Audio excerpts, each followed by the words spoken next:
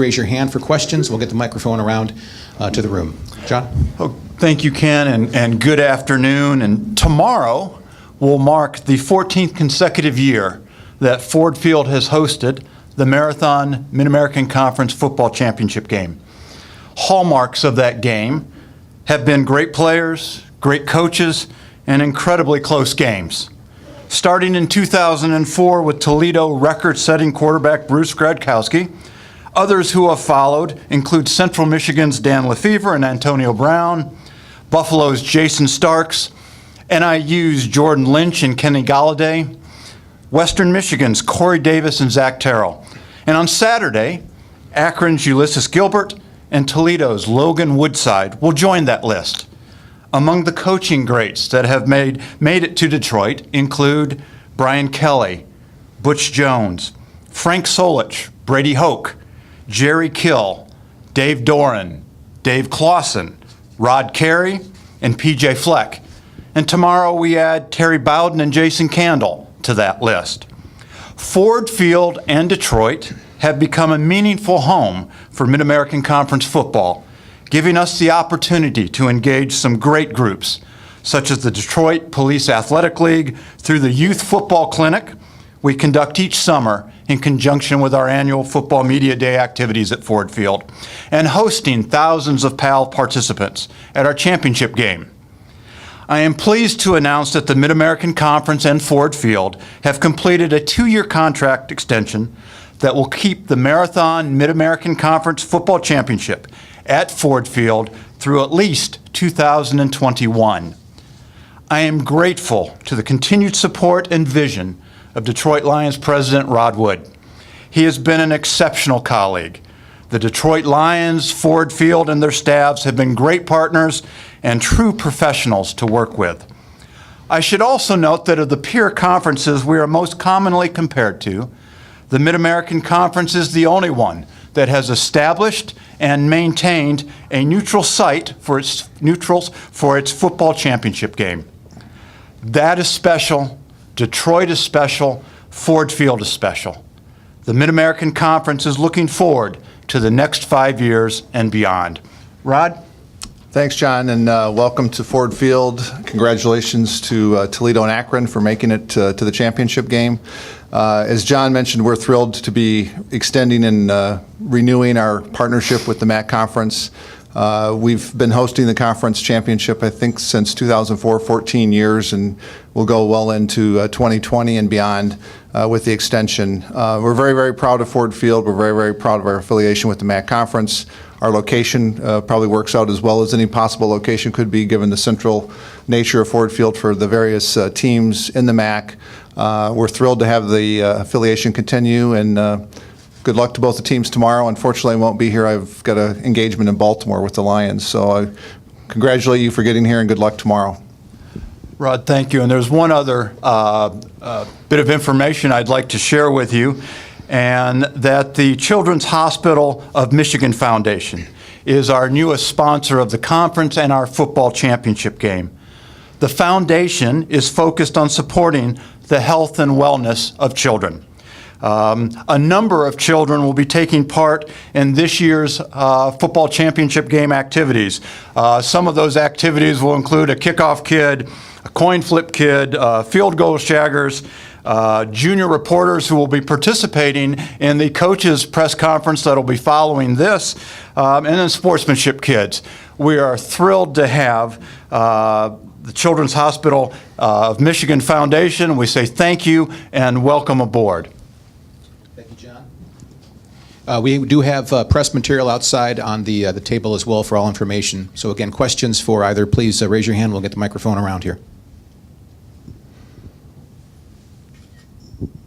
Rod, I know how much you've been a part of just Detroit in general, trying to bring big-time marquee events here. How much was this an important keep here, since it's been here for so long, extending it? And John, how much was the renovations to Ford Field? I know you guys missed your media day here this year because of them, but how much did that attract you to want to come back to Ford Field? Yeah.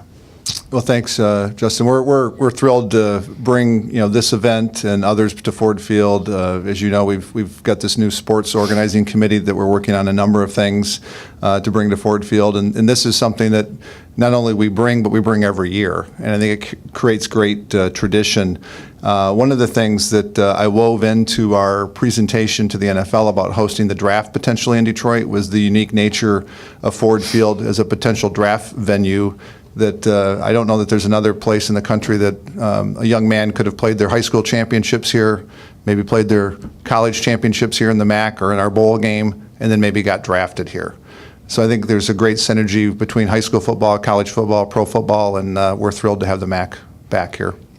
We thought Ford Field was one of the best venues in the country, bar none, prior to the renovation. So given the investment and the continued investment they'd made in this facility, given what's going on in Detroit and the continued reemergence of the city, it's a wonderful place to be. Rod touched on it, the geographic proximity for our membership, and we simply like being here. We were the first collegiate football event in this stadium. We hope to continue to be a part of this place for a long time to come. John. Okay, cool. John, you mentioned how the conference has been able to sustain a relationship with Ford Field to have their conference title here for going on. This is going to be the 14th year, and now we're going to be going through 2021. It looks like the next step is to hit the two-decade mark. What do you guys have to do to build a relationship to keep this thing going even more forward to 2024 and beyond? Well, we just, you continue being good partners with your partners.